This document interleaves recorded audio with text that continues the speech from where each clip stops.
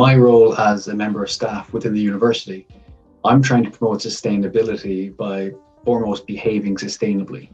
If every individual behaves sustainably and expects sustainability from others, then I think we'll be setting ourselves up right. And specifically as a staff sustainability architect, I'm working with the School of Computing to develop a sustainability blueprint, which is like a plan for how the school is going to contribute to sustainability. I'm also trying to remove some inefficiencies in the schools and universities' research processes and working to improve staff and students' awareness of their ability to sustain good, fulfilling and useful academic work. Within procurement, we work really closely with the university sustainability team. We've collaborated on a number of projects to help improve knowledge, develop better working standards and processes, and to start plotting those roadmaps to the university pledges, confirming how procurement can support them. A good example of us collaborating to develop knowledge was a jointly hosted event last year, where we brought together the university procurement team and sustainability experts made up of the university sustainability team, some guest speakers and use of media.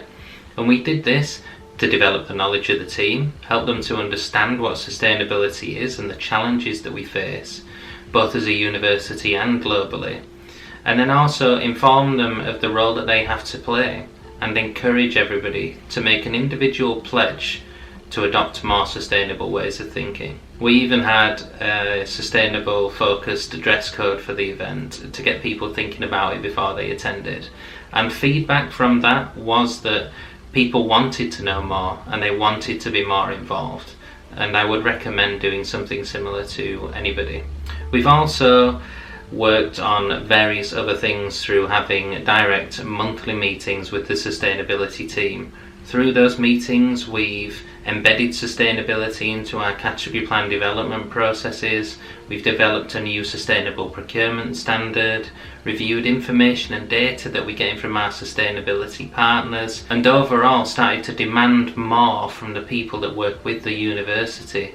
In my role as refectory manager, as a team, we have implemented lots of great ideas around the theme of sustainability. We are working with a company to help reduce our food waste. We have counters which serve takeaway food, which traditionally have used lots of plastic items. We now use compostable boxes and compostable cutlery for takeaway items. We are also working with a sustainability architect to help us with our carbon footprint score for our menus, which we serve in our coffee shops and which we serve daily in the refectory. Well, I'm doing three things. One is I research on consumer behaviour interventions to change consumer habits and behaviour patterns towards more sustainability issues.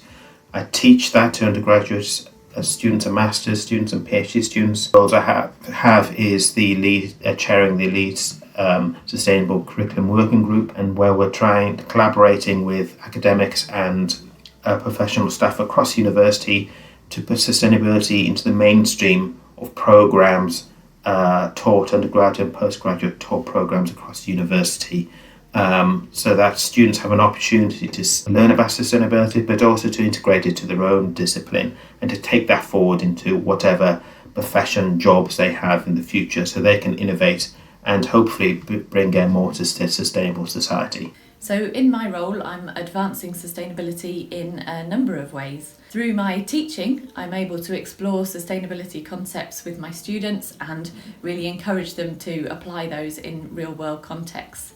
As part of that, I've led on the development of a number of living lab projects. Most recently, we developed one around monitoring pollinators on campus.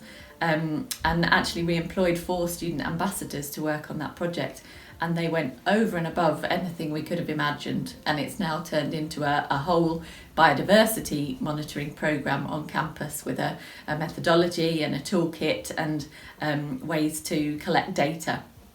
So those students actually have now presented that research in a number of places, even at international conferences, and they've been approached by Penn State University to ask if we could do an international collaboration because they'd like to build on the work that we've been doing. My research focuses on social inclusion, and so through that I'm able to contribute to debates around how we can move towards a sustainable future which is just and inclusive and really hears a variety of voices in the solutions that we're proposing. And I'm also part of the Leeds Sustainable Curriculum Working Group.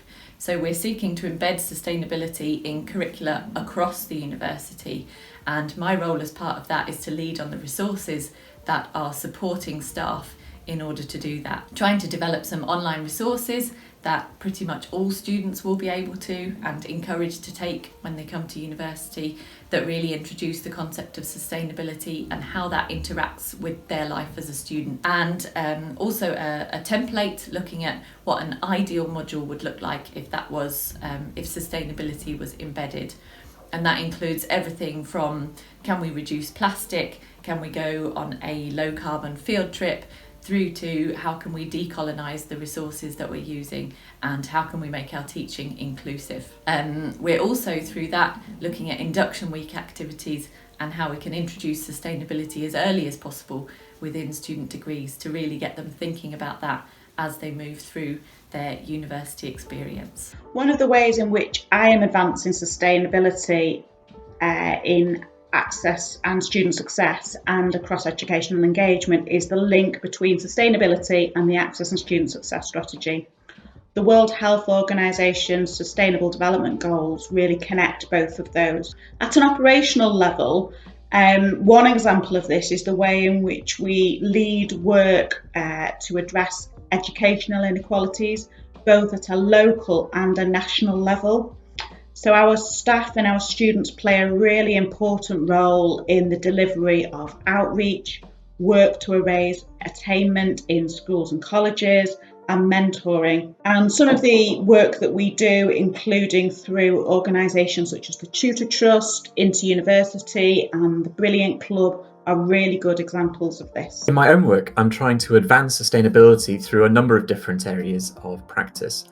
I'm a part of a number of campus living lab projects, which are seeking to build bridges across the faculties to solve problems on the university grounds, and then to use those solutions as teaching and research case studies. And so particularly I've been involved with the work on the Roger Stevens Pond and on the Pollinator Living Labs project. But I'm also interested within my own curriculum design in trying to encourage students to think more comprehensively, broadly and practically about sustainability.